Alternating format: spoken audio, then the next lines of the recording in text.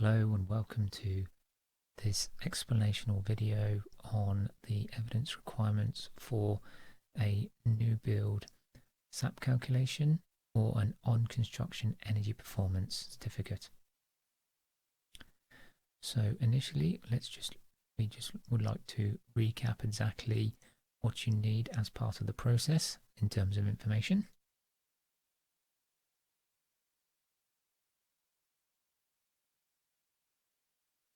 So you need a completed building survey form, which we'll go through in detail in this video. You also need a signed declaration form to say that all the information that you're issuing is true and accurate and correct.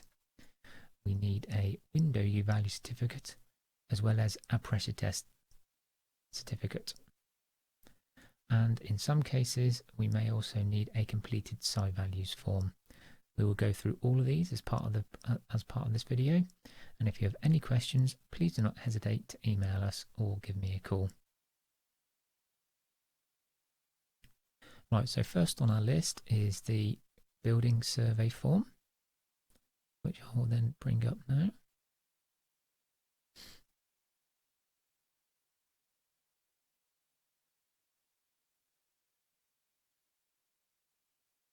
Coming onto screen now.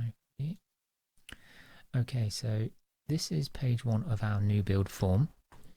Now, on this first page, we only have a couple of things for you to do, is to add the proposed address. Now, this is the address that would actually be visible on the EPC, the Energy Performance Certificate at the end, as it highlights here. We'd also need you to sign this document and date it. So as you go on to the page 2 of the form, then it will ask you whether you have had accredited construction details have been used on the project. Now we will go into accredited construction details at the end, but essentially most buildings these days will require some kind of accredited construction detail to be used, or what is called a SI value. So if you've had these done, then you should circle yes or colour out no on that section. As this is a new build project, then you would definitely need to have your pressure test done, so I'm assuming you would be doing yes to this one. And as part of that yes, we will need you to enclose the pressure test certificate. So a pressure test certificate looks like this. So it's this is one done in Somerset, and you will be issued this by the person that is pressure testing. So if you need a pressure tester in the southwest area, then you've got this person here that that can help you. And then so what it will do, it will give you the result down here, which is an air permeability. We then take this value and then put it into the SAP calculation. Okay, so back to our form. Mechanical ventilation. So if your building is very standard and only has mechanical extract vents in the bathrooms, wet room areas and the kitchen, then you need to circle none. However, if you have some kind of hemp VHR system, we'll then need you to detail this information down below. So on to question 4. We then need to know the total number of fixed internal light fittings and if they are all low energy. Typically most buildings now are being fitted with 100% low energy lights, but if there is a difference in terms, it needs to be added here. Window details. Now if you don't have a window U-value certificate, you can give me the details of the window here by circling whether it's got a 12mm pane cavity or whether the frame is PVC, timber or aluminium, as well as any coatings it may have. If you have been given a U-value from the manufacturer, then you can enter this down below. Ideally, we would like a U-value certificate confirming this. Now, an example of a U-value certificate can be found here. This is again very simple PDF document they should be able to send you just by asking. And what we're looking for here is the thermal transmittance value, and this window U value has a result of 1.34. We cannot accept just center pane U values.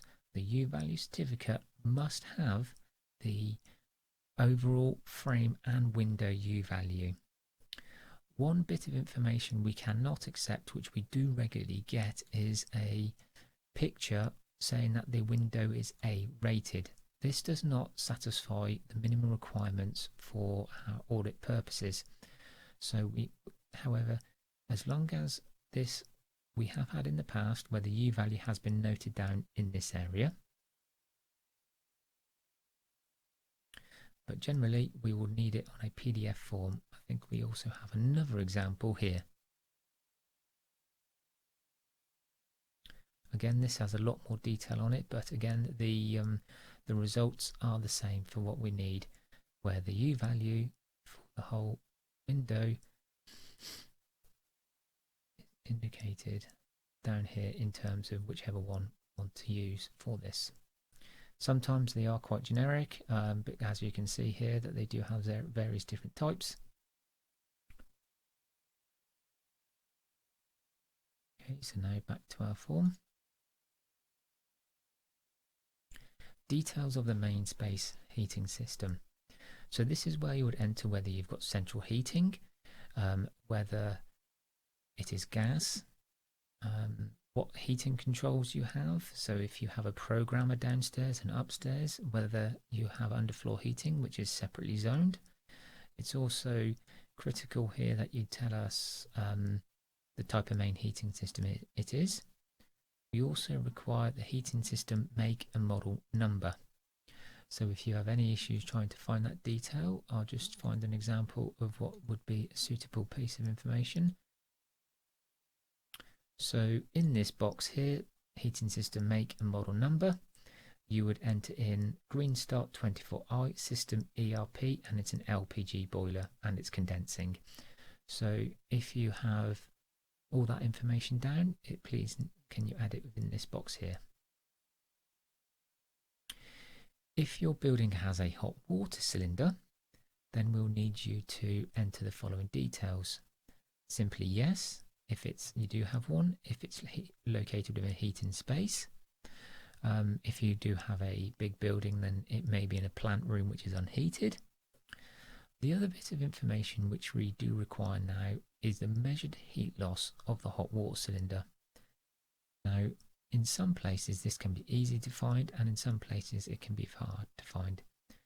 It's also can be known as a standing loss as well. So for example, if you cannot find that detail on any information you have, it is normally printed on the front of your hot water cylinder. So I have an example here where this tells you how many litres it is, and it also gives you, as I just discussed, it also says here the standing heat loss is 1.37 kilowatt hours per 24 hours. And then we will put the hot water storage volume here. Does it have a secondary heating system? Now this would be a gas fire with a balanced flue in your living room or your sitting room or any other area that has a secondary heating system. We would need you to know what the manufacturer is, the make, whether it is a gas fire, whether it is a log burner, or whether it is dual fuel. We'd also need you to let us know what the efficiency is. Moving down, if you've had any sustainable technologies installed like solar panels or photovoltaic panels, then you need to let us know in here, like orientation, or down here, as well as the orientation, and confirming the photovoltaic output. It all can be noted down here. Once this is complete, please issue it back to us, and then we will check it over to see if it is fine.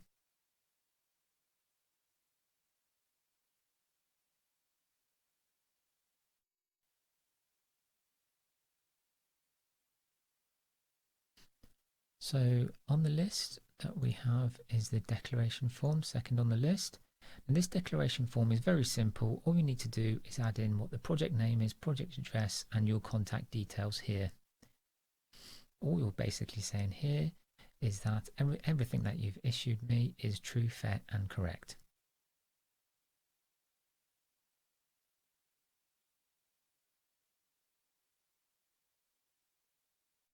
So last on the list is any completed psi values form. So what a psi value is basically the heat loss at the junctions. So I have an example here of what a psi value is. Now, if you have been using the accredited construction details, then you would be looking in this list here, depending on the type of construction you have. So what we will need you to do is to complete a on construction form,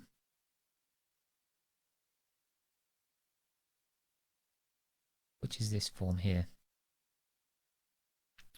So what we would ask you to do here is to look through what your construction is through your building. As you can see here, we've got a cavity wall construction with either full fill or partial fill insulation, as well as suspended timber floor.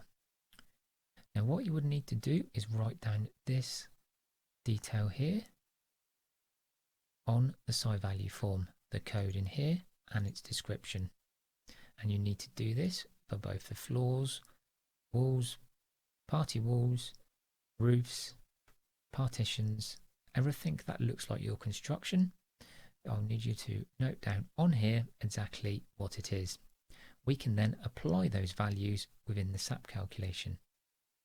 It's also worth noting at the time of recording this video that the accredited construction details may be removed from the latest version of SAP.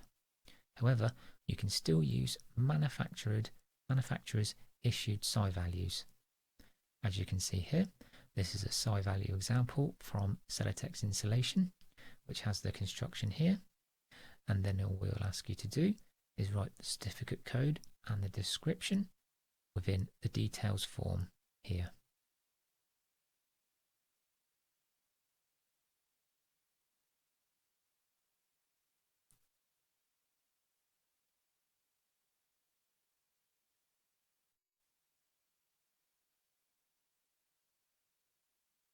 Now onto the drawings.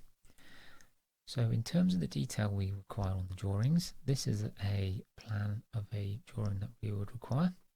And this is quite a detailed plan, but this is the ideal amount of information that we would require.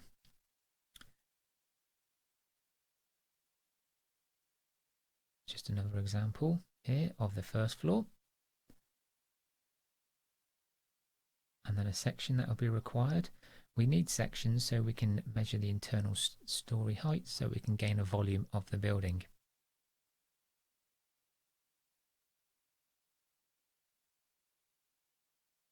We also have an example of the elevations here, which has all the windows on for us to measure and gain the areas, as well as the window references. In this particular instance, the building regulation specification for the walls, floors and roofs is all indicated on this drawing. However, we can accept an A4 PDF document. It really does depend on how the information is issued to you. However, we would require all the plans, sections and elevations to be issued in a DWG format.